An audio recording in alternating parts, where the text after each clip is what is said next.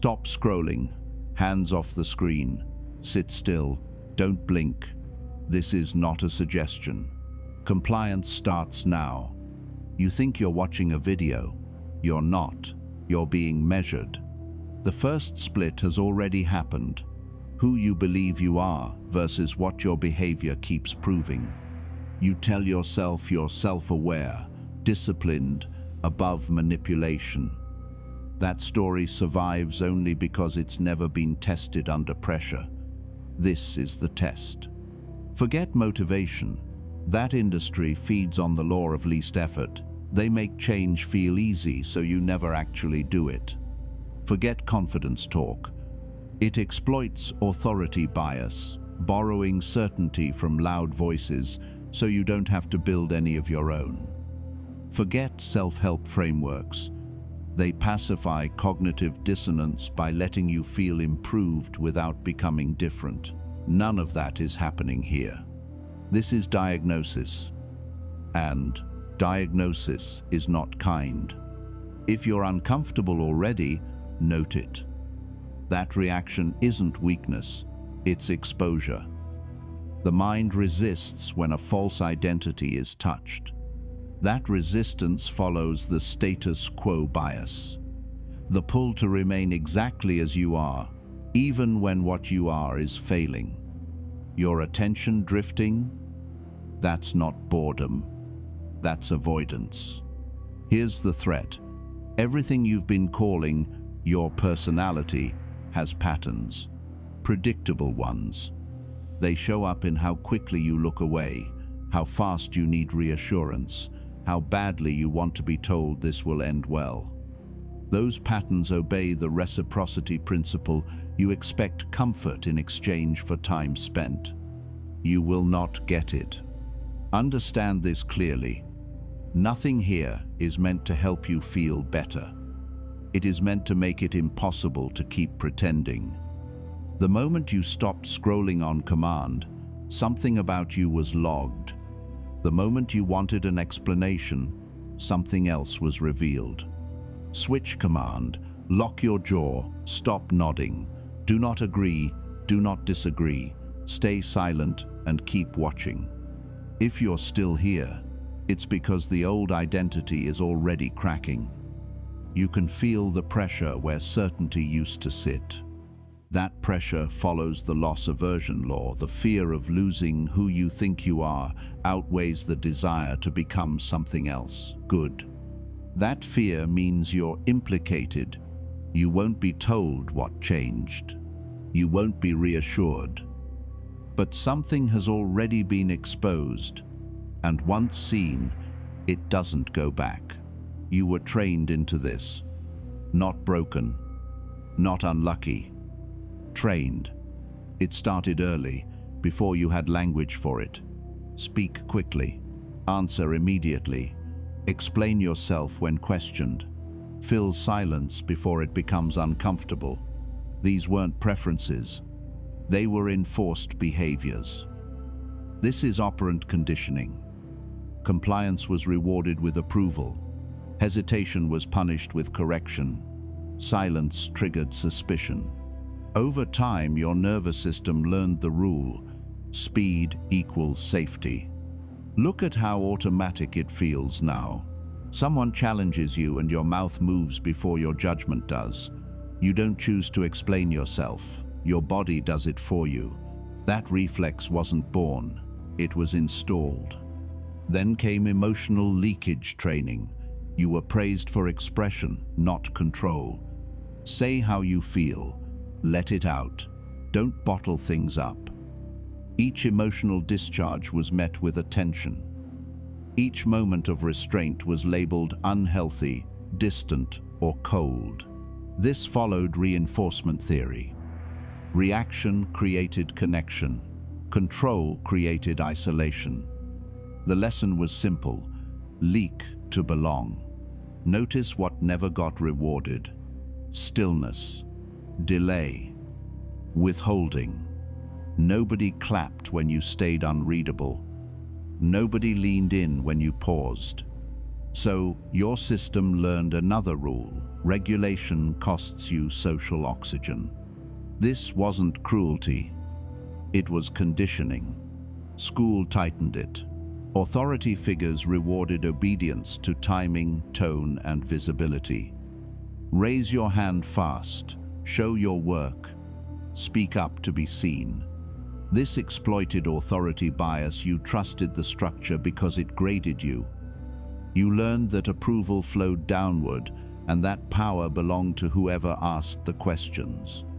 Resistance wasn't framed as strength. It was framed as a problem. Family reinforced it. Explain yourself to avoid conflict.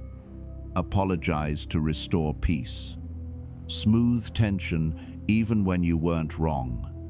This ran on conflict avoidance conditioning. You learned that calm came from submission, not boundaries. The cost was invisible at first. It always is. Work finalized it. Meetings reward whoever speaks most, not whoever thinks best. Silence reads as disengagement. Pauses are interpreted as uncertainty. This is social proof in action. You mirror the loudest behavior in the room because that's what survives. Over time, you confuse visibility with value. Switch command. Stop moving. Do not adjust your posture. Keep your eyes fixed. No reaction. Here's the critical correction. None of this makes you weak by nature. It makes you predictable by design. What you call "just how I am" is the residue of repeated incentives. That feeling of natural behavior is explained by the mere exposure effect. Repetition breeds comfort, not truth. You are comfortable with these responses because they were rehearsed thousands of times. Remove guilt from the origin. You didn't choose the training, but do not remove responsibility from the outcome. Conditioning explains behavior. It does not excuse it. That distinction matters. Understand what was taken from you. You were not taught to hold silence. You were not trained to delay response. You were not rewarded for restraint. So now, when pressure arrives, you default to exposure. You talk, you justify, you emote, and every time you do, you give away leverage. This follows the law of information asymmetry. The one who reveals less controls more. You were trained to violate it on command. What's worse is how the system hides itself. It convinces you the behavior is moral, honest, open, authentic. That's moral licensing. The label makes the weakness feel virtuous, so you protect it instead of correcting it. Switch command. Break eye contact with the screen for exactly 3 seconds, then return. No expression. Here's where blame narrows. The system installed the pattern, but the system no longer enforces it. You do. Every time you rush to explain, every time you fill silence, every time you react instead of wait. The conditioning persists because it's being maintained. This is not yet escape. This is exposure. You can feel the tension now because the old identity relied on innocence. That innocence is gone. The behavior remains, and the cost is still being paid. You've seen the wiring. You haven't cut it. I'm going to name it once, then keep using it until it loses all protection. The weak identity is the explainer. The explainer survives by talking, not by thinking, not by waiting. Talking. Every time pressure appears, the explainer opens its mouth. It clarifies. It justifies. It fills gaps no one asked to be filled. This is not communication. This is leakage. Watch how the explainer behaves. Someone questions you and you rush to answer. Someone doubts you and you add context. Someone stays silent and you panic. You volunteer information like it's currency. That behavior follows the disclosure reciprocity law. You reveal more because you expect fairness in return. You expect understanding. You expect balance. Power does not work that way. The explainer confuses speed with strength. Emotional speed, verbal speed, reaction speed. You answer before you assess. You explain before you measure. This is the availability heuristic turned inward. Whatever is most accessible in your mind spills out first, regardless of whether it should. You call that honesty. It's actually a failure to filter. Over-explaining is the core symptom. You give reasons no one requested. You add backstory to neutral statements.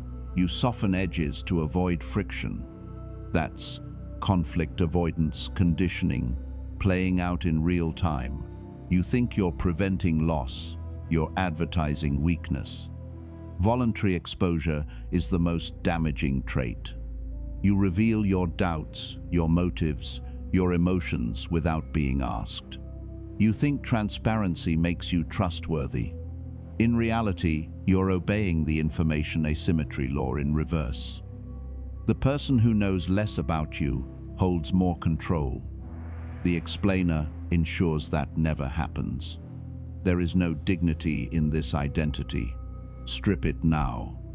The explainer does not work on himself. The explainer does not go through a learning phase. Those are delay tactics. That's the sunk cost fallacy, protecting a failing identity because you've invested years into it. Investment does not equal value. The explainer lives because silence feels dangerous. That fear is learned, not true. Silence triggers the negativity bias. You imagine worst outcomes and rush to neutralize them with words. You think silence makes you look guilty, uncertain, small. In reality, silence starves the explainer. Switch command. Stop blinking. Don't nod. Don't shift. No reaction. Understand this clearly. The explainer cannot be upgraded. It can only be executed. Any attempt to balance, it keeps it alive. Any attempt to soften this moment feeds it. There is no version of the explainer that holds power. Notice how often you preemptively defend yourself. That's defensive attribution. You assume judgment is coming, so you punish yourself first. You lower your own status before anyone else has to. The explainer thinks this is safety. It's submission. You've mistaken articulation for authority. Authority follows the law of scarcity. What is rare is valued. Your words are not rare. They're immediate. They're constant. They're predictable. Predictability kills leverage. The explainer also survives on social approval. You talk to be liked. You explain to be understood. This is social validation theory at work. You outsource self-trust to other people's reactions. Every nod keeps the identity alive. Every silence threatens it. Switch command. Look away from the screen. Count to 4. Return without changing your face. Now feel what's happening. Something is being taken from you and nothing has replaced it. That's intentional. The explainer wants reassurance. It wants a path forward. It wants to be told what comes next so it can comment on it. It doesn't get that. All exits are closed. You are not improving this identity. You are not redeeming it. You are not reframing it. The explainer ends here, not because you chose to kill it, but because you can no longer pretend it deserves to live. You feel the loss. Sit with it. This isn't advice. It's a record. Long before modern language softened power into personality traits, Machiavelli watched what actually happened to men who lost authority. He didn't moralize it. He catalogued it. He observed who survived, who was ignored, and who disappeared. His work was not instruction, it was evidence. Machiavelli did not write for the hopeful, he wrote for the condemned who didn't yet know it. He understood one thing clearly: power doesn't announce its departure, it withdraws, quietly, socially, permanently. That observation aligns with the law of irreversibility. Once status is lost and recognized, it is almost never restored to its original level. He watched men talk themselves into weakness. He watched explanation replace command. He watched emotional exposure replace restraint. And he noted the outcome every time. Not punishment, erasure. This is the social exclusion law. Groups don't attack what they no longer respect. They simply stop responding. Apply that to now. Modern environments reward visibility, but punish authority. The more you speak to justify yourself, the more you trigger the authority dilution effect. Each additional word reduces perceived control. You think you're clarifying. Observers see instability. Machiavelli identified this pattern without naming it as psychology, but the law is now explicit. Status, attribution, theory. People assign rank based on behavior, not intention. Calm, under pressure, elevates. Reaction, under pressure, demotes. No one votes. The judgment is automatic. This operates whether you agree with it or not. Whether you call it unfair or outdated doesn't matter.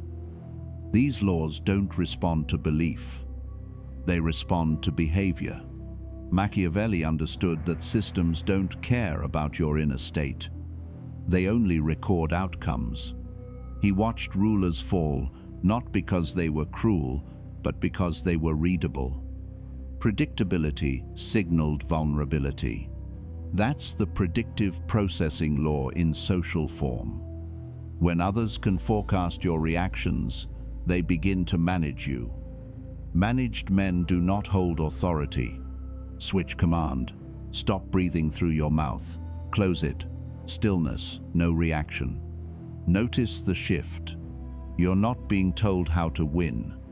You're being shown how men lose. Machiavelli stands here as a witness, not a mentor. He does not offer redemption arcs. He marks patterns and moves on. And here is the pressure you're meant to feel. Once behavior is seen through this lens, it cannot be unseen. Every explanation now looks like a signal. Every emotional leak looks like a tell. Every rushed response looks like erosion. Authority is not guiding you forward. It's watching what you do next. The first governing rule is the law of delayed presence. It operates before you speak, before you act, before you decide. Power increases when arrival is non-reactive. When you enter a space and do nothing immediately, the environment begins working for you. This is not mysticism. It is a behavioral effect tied to uncertainty, reduction, theory. Humans are uncomfortable with gaps. When you do not rush to signal intention, others begin filling the gap themselves. They assume. They project. They speculate. Each assumption exposes them. The man who arrives quickly, speaks quickly, reacts quickly, is categorized instantly. That categorization follows thin-slice judgment law. Observers make rapid conclusions based on minimal data. Speed reads as need. Need reads as disposability. You are not judged on what you say first, but on the fact that you needed to say anything at all. In social environments, delayed presence elevates perceived rank. Meetings, rooms, gatherings, all of them. The one who enters and waits establishes control over tempo. Tempo is hierarchy. This aligns with the pacing dominance principle. Whoever sets the rhythm dictates the frame. Those who rush to match an imagined expectation signal subordination. In professional environments, the effect is sharper. Immediate responses signal availability. Availability signals replaceability. This is economic scarcity law applied to behavior. What is constantly accessible is not valued. What arrives on its own time is evaluated differently. The fear effect is simple and brutal. Those who rush are read as disposable, not because they are incompetent, but because they signal they can be summoned. Power does not belong to the summoned. Switch command. Do not move your hands. Do not clear your throat. Wait. The second governing rule is the law of withholding explanation. Explanation is not neutral, it is a bid. The mechanism is precise. Explaining signals permission-seeking. You are not clarifying facts, you are requesting acceptance. That request hands dominance to the listener instantly. This follows dominance complementarity theory. One side submits, the other ascends. When you explain without being asked, you assume guilt before judgment. That behavior triggers the presumption of responsibility bias. Observers unconsciously infer that a defense exists because a violation occurred. The more detail you add, the deeper the presumption becomes. In conflict, explanation collapses leverage. The moment you justify, the frame shifts. You are no longer evaluating, you are being evaluated. This is frame control law. Whoever explains is inside the frame. Whoever questions owns it. Authority challenges expose this brutally. A superior does not explain, a subordinate does. When you explain upward or laterally, you reposition yourself downward. Even peers register this shift through status attribution theory. Rank is assigned based on behavior, not role. The fear effect is unavoidable. Explainers are prejudged as guilty, not morally guilty, structurally guilty. They are treated as if they owe something. Silence would have kept the balance ambiguous. Explanation resolves ambiguity against you. Applied socially, this law decides reputations. Applied professionally, it decides careers. People who explain survive on approval cycles. People who withhold explanation force others to work. Switch command. Close your mouth. Hold still. Do not prepare a response. The third governing rule is the law of emotional stillness. Emotion leaks hierarchy, not intention hierarchy. The mechanism is direct. Visible emotion provides data. Data enables prediction. Prediction enables control. This aligns with the predictive processing law in social systems. Once reactions are predictable, outcomes can be managed. Calm frames control. This is not about suppression, it is about non-display. The nervous system that remains stable under pressure signals excess capacity. Excess capacity signals dominance. This is recognized through effect valence bias. Observers associate calm with competence, regardless of truth.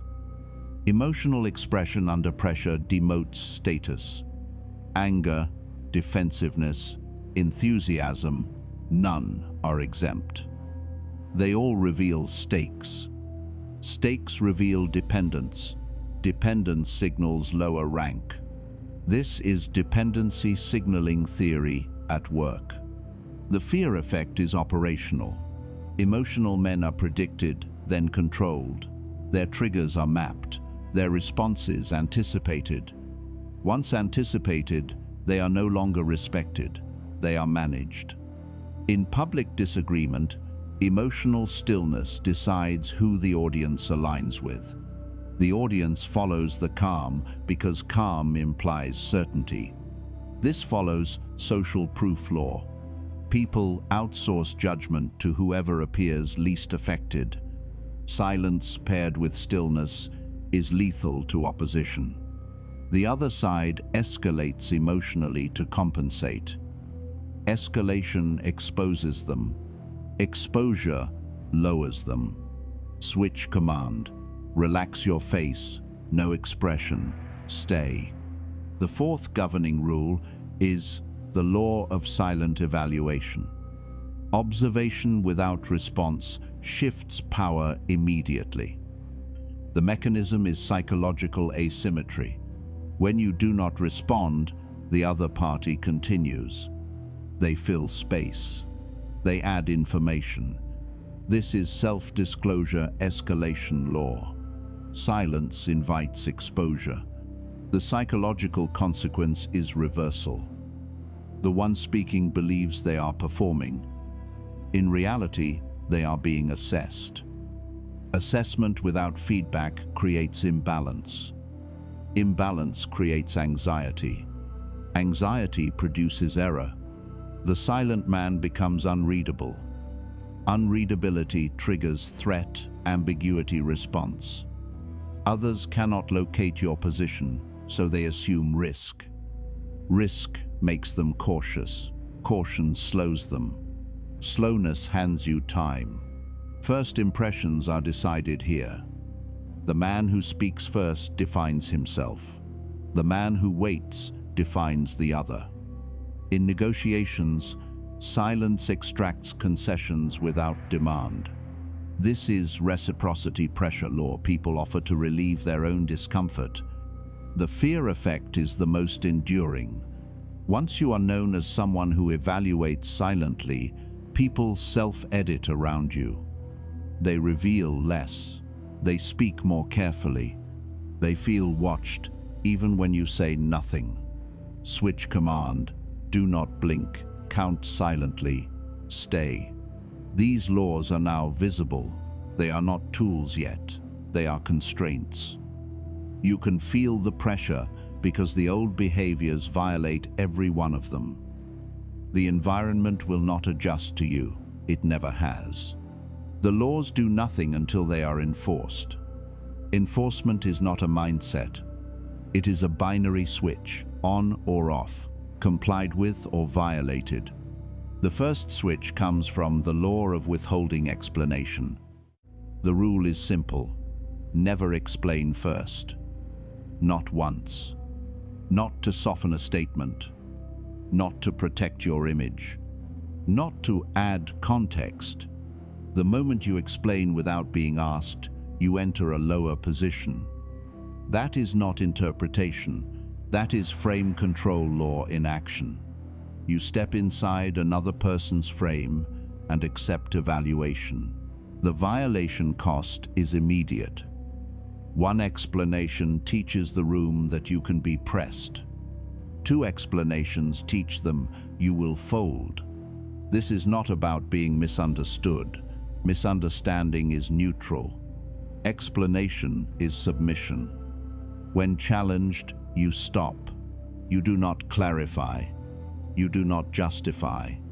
You wait. If explanation is demanded, you answer with the minimum necessary to end the interaction, not satisfy it. Anything extra is status leakage. The second switch comes from the law of delayed presence. Always delay response. Always. Silence first. Movement second. Words last. This is enforcement of pacing dominance principle. Whoever reacts fastest loses tempo. Tempo is hierarchy. You delay not to be clever, but to break expectation. The violation cost here compounds. Each fast response teaches others that you are on call. On-call people are managed. In practice, this means messages are not answered immediately. Questions are not met instantly. Social pressure is allowed to sit. Discomfort is allowed to grow. Others will fill the gap with assumptions. Those assumptions expose their intent. Your delay forces them to reveal themselves. Switch command. Stop reading for 2 seconds. Do not scroll. Resume. The third switch enforces the law of emotional stillness. Exit emotional exchanges immediately. Do not regulate. Do not balance. Do not explain your feelings. Emotion leaks hierarchy through dependency. Signaling theory. If an interaction becomes emotional, it is no longer strategic. You disengage. You withdraw attention. You remove access. This applies publicly and privately. Raised voices, sarcasm, performative outrage, all of it is bait. Emotional engagement gives the other side predictive control under the predictive processing law. They learn your triggers. Triggers get used. The violation cost is long-term.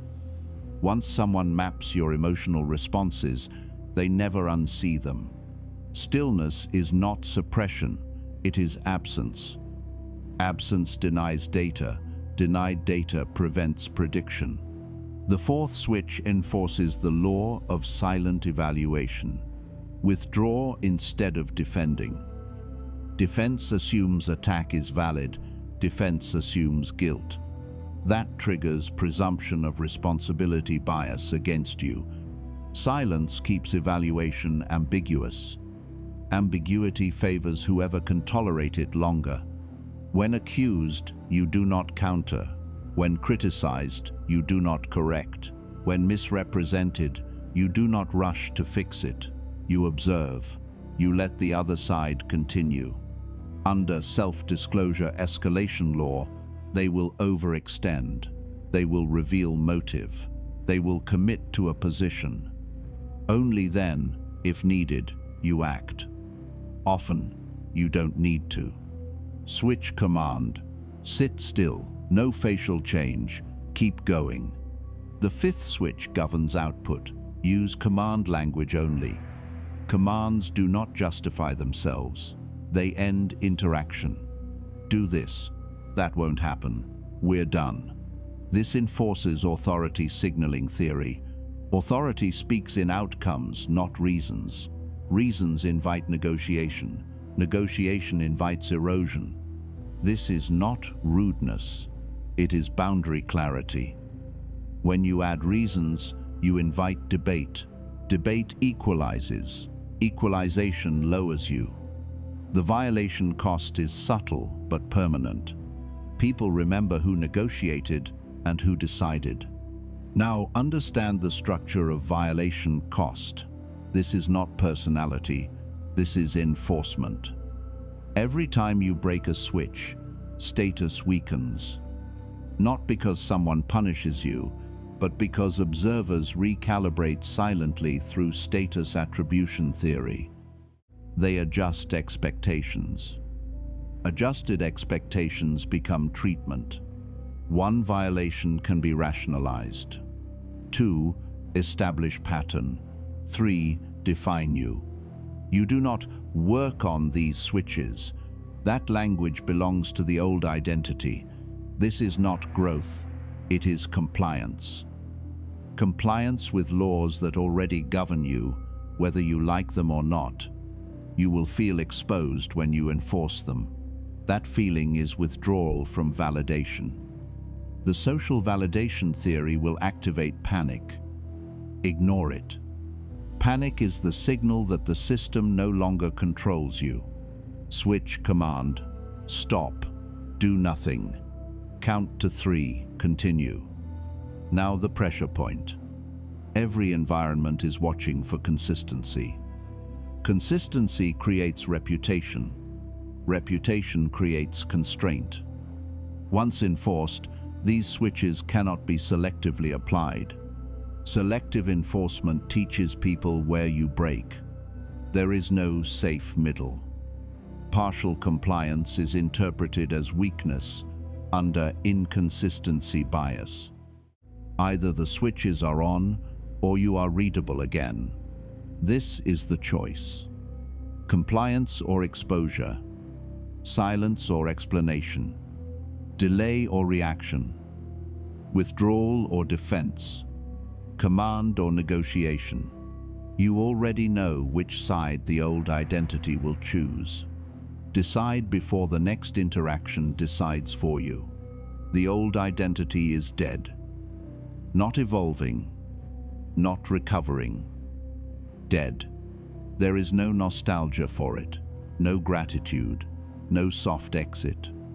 It was built on violation after violation of governing laws, and those violations accumulated a cost.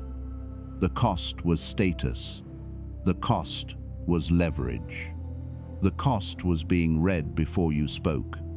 Under status attribution theory, the environment already reassigned your rank. You felt it as friction. That friction is now final. Do not memorialize it. Memorials keep things alive. That identity explained first. It rushed to respond. It leaked emotion under pressure. It defended itself into smaller positions. It violated the law of withholding explanation every time it tried to be understood. It violated the law of delayed presence every time it reacted to be seen. It violated the law of emotional stillness every time it showed stakes. It violated the law of silent evaluation every time it argued instead of watched. There is no rehabilitation for a pattern that teaches others how to control you. Under predictive processing law, once your reactions were mapped, you were finished. The environment adjusted.